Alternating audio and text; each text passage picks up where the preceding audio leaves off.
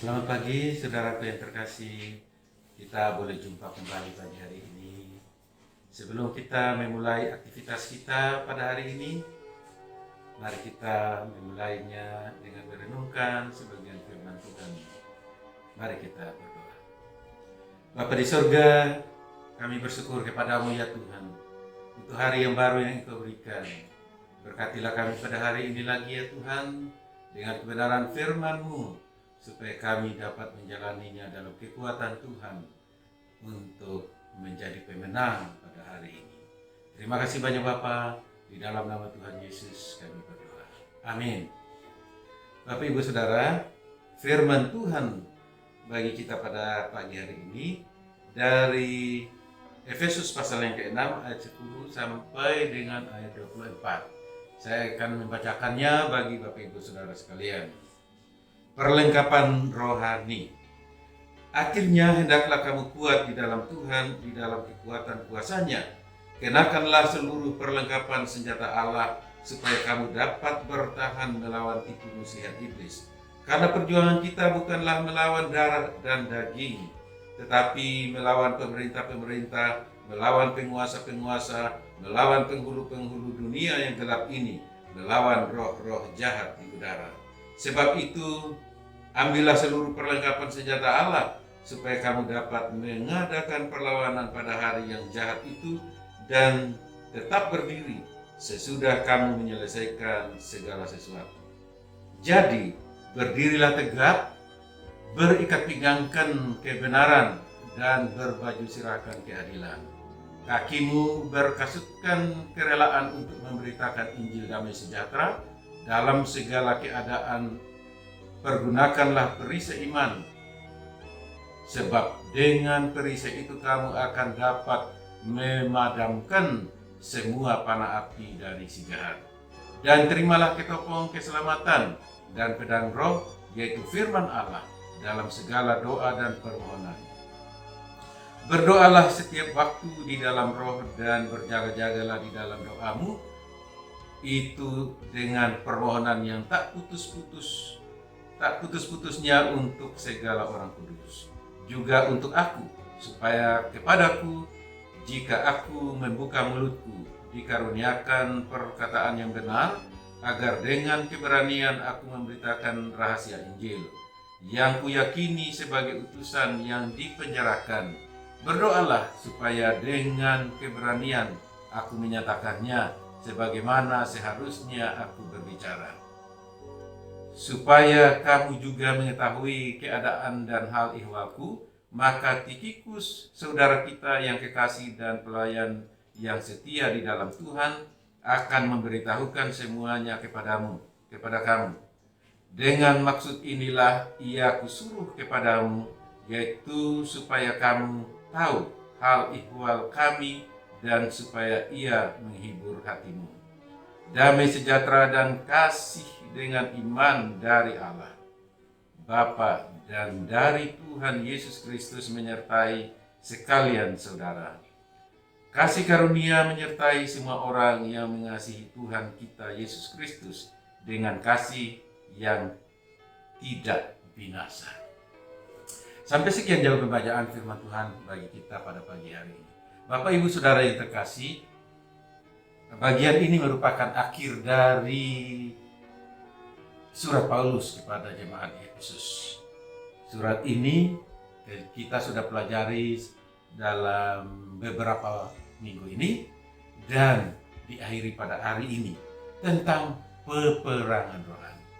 Jadi artinya segala sesuatu yang sudah dijelaskan oleh Rasul Paulus di dalam pasal 1 sampai dengan pasal 5 dan 6 bagian pertama, ini semua menjelaskan tentang apa yang kita harus kerjakan, yang kita harus hadapi, dan dalam pengertian kehidupan ini adalah peperangan rohani.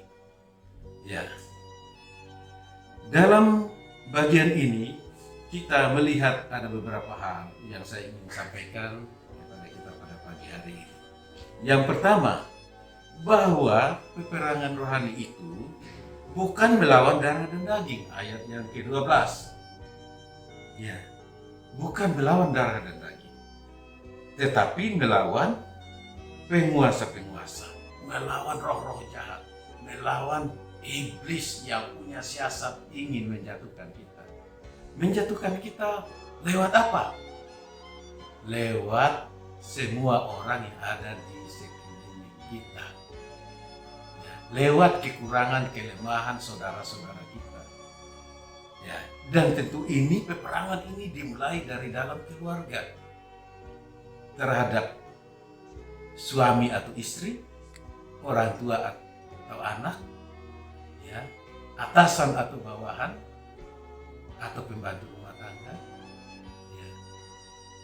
Peperangan kita bukan melawan mereka, bukan melawan darah dan daging, bukan melawan orang-orang yang nyata di sekitar kita, tetapi melawan kuasa-kuasa di udara, kuasa iblis, roh-roh jahat.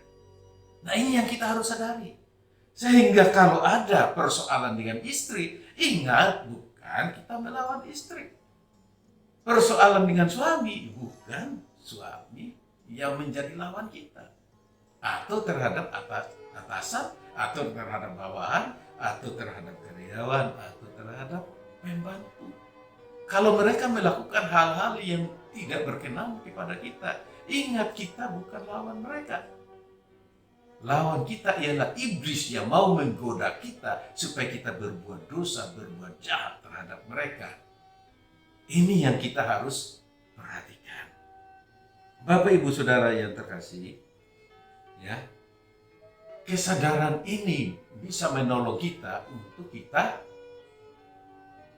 ya, ketika ada kekurangan, kelemahan saudara kita atau istri atau anak atau suami, ya, kesalahan-kesalahan ini kita perangi dengan menggunakan selengkap senjata Allah. Nah, inilah yang penting bagi kita Bapak Ibu Saudara. Jadi yang pertama tadi ialah bukan melawan orang-orang di sekitar kita, tapi melawan iblis yang mau menggoda kita untuk membalas jahat dengan jahat. Ya, jadi yang kedua ialah ambil seluruh perlengkapan senjata Allah. Ya, dalam ayat yang ke-13 di situ dikatakan, ya, sebab itu ambillah seluruh perlengkapan senjata Allah supaya kamu dapat mengadakan perlawanan pada hari yang jahat itu dan tetap berdiri sesudah kamu menyelesaikan segala sesuatu. Jadi kita tetap kuat, kokoh dalam iman, dalam percaya kita setelah kita menyelesaikan segala sesuatu. Persoalan-persoalan kah? Atau dalam pekerjaan kita kah? Kita kalau menjalaninya dalam cinta kasih Tuhan, maka itu membuat kita tetap hidup dalam damai sejahtera dan memiliki kasih karunia itu tetap tegap di dalam iman. Karena persoalan apapun, masalah apapun tidak mengganggu pertumbuhan iman kita. Karena itu gunakanlah selengkap senjata Allah. Ya. Ayat 14 dikatakan, jadi berdirilah tegak, berikat pinggangkan kebenaran dan berbaju sirahkan keadilan. Artinya pakaian kekuatan kita adalah kebenaran dan keadilan. Ini yang harus kita pakai di dalam menghadapi persoalan dengan istri, atau dengan suami, atau dengan anak, atau dengan karyawan, atau dengan atasan, atau dengan siapapun. Pakaian kita harus pakaian kebenaran dan pakaian keadilan. Ya, di situ dikatakan berikat pinggangkan kebenaran dan berbaju sirahkan keadilan. Kakimu berkasutkan kerelaan untuk memberitakan Injil damai sejahtera. Dalam segala keadaan pergunakanlah perisai iman, sebab dengan perisai itu kamu akan dapat memadamkan semua panah api dari si jahat. Ya, jadi kakimu berkasutkan kerelaan untuk memberitakan Injil. Kemanapun kita pergi, menghadapi masalah apapun, mungkin dalam pekerjaan kita, dalam pergaulan kita, kita membawa Injil damai sejahtera. Kita menjadi orang-orang yang membawa damai di tengah-tengah lingkungan kemana kita pergi. Ini yang penting bagi kita, Bapak Ibu Saudara. Kalau kita ingat selalu membawa Injil damai sejahtera, itu kekuatan kita di dalam berperang melawan tipu muslihat iblis yang ingin menjatuhkan kita. Dan beri seiman. Kita harus tahu mengandalkan Tuhan dalam menghadapi persoalan pergumulan apapun. Hadapi dengan iman. Dan terimalah ketopong keselamatan dan pedang roh, yaitu firman Allah. Jalani hidup ini dengan mempertahankan keselamatan yang Tuhan berikan. Pakai firman Allah menghadapi setiap persoalan pergumulan apapun. Ya. Dalam segala doa dan permohonan, artinya segala sesuatu yang kita hadapi harus ada doa. Kalau mungkin persoalan itu belum selesai, ya, karena kita memang tidak bisa mengubah orang-orang di sekitar kita, tidak bisa mengubah sikap istri mungkin, sikap suami mungkin, sikap orang tua mungkin, sikap anak mungkin, sikap orang-orang yang ada di bawah kita mungkin, siapapun mereka, kita tidak bisa mengubah mereka. Kita mungkin bisa menasihati dengan membawa firman kedamaian kepada mereka, tetapi mereka belum tentu langsung bisa berubah. Nah, makanya semua ini harus dibawa dalam doa syafaat kita, karena itulah kemenangan kita.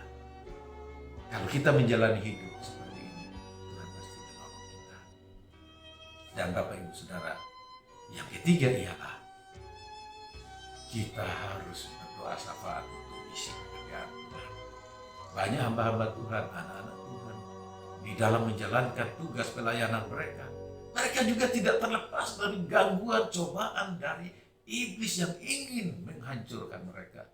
Karena itu dukungan doa kita, syafaat kita bagi mereka itu menolong. Karena itu Rasul Paulus sendiri yang adalah rasul terkenal yang kuat beriman, percaya Tuhan sungguh-sungguh, dia juga minta didoakan.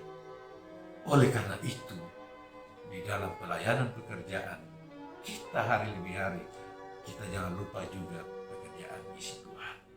Kita perlu berdoa supaya mereka yang ada di garda terdepan dalam melakukan pekerjaan misi, pemberitaan Injil, mereka boleh dikuatkan lewat doa kita. Artinya keterlibatan kita membawa kekuatan dalam peperangan iman bagi mereka, sehingga mereka juga boleh senantiasa kuat dengan apa yang kita doakan bagi mereka. Perhatian kita, peduli kita dalam berdoa bagi pekerjaan misi ini penting, supaya nama Tuhan dipuji dimuliakan. Baik Bapak Ibu Saudara yang terkasih, biarlah kita jalani hari ini apapun pergumulan persoalan dengan istri atau suami, dengan anak atau orang tua, dengan sahabat, dengan pekerja kita, atau dengan atasan kita. Mari kita berjalan dengan kekuatan firman. Pakai seluruh perlengkapan senjata Allah dan kita menjadi pemenangnya. Bukan kekuatan kita, tapi kekuatan Dia yang menolong kita. Amin. Tuhan Yesus memberkati kita sekalian. Mari kita satu dalam doa. Bapa di surga, kami bersyukur kepadamu. Terima kasih untuk firman-Mu hari ini yang boleh menguatkan kami, boleh mengingatkan kami bahwa persoalan pergumulan apapun yang kami hadapi, sesungguhnya bukanlah kami bukanlah kami melawan darah dan daging, tapi melawan kuasa iblis yang bekerja di balik semua itu, ingin menjatuhkan kami. Karena itu ya Bapa, tolonglah kami anak-anak-Mu. Biarlah kami menjalani hari ini dalam kekuatan Tuhan, supaya hubungan kami dengan saudara-saudara di sekitar kami, atau suami istri, orang tua anak, dan atasan karyawan, semuanya dapat berjalan dengan baik demi hormat kemuliaan nama-Mu. Tolonglah kami juga ya Tuhan, yang dalam keseharian kami, supaya setiap pergumulan kami dapat atasi dengan kekuatan Tuhan.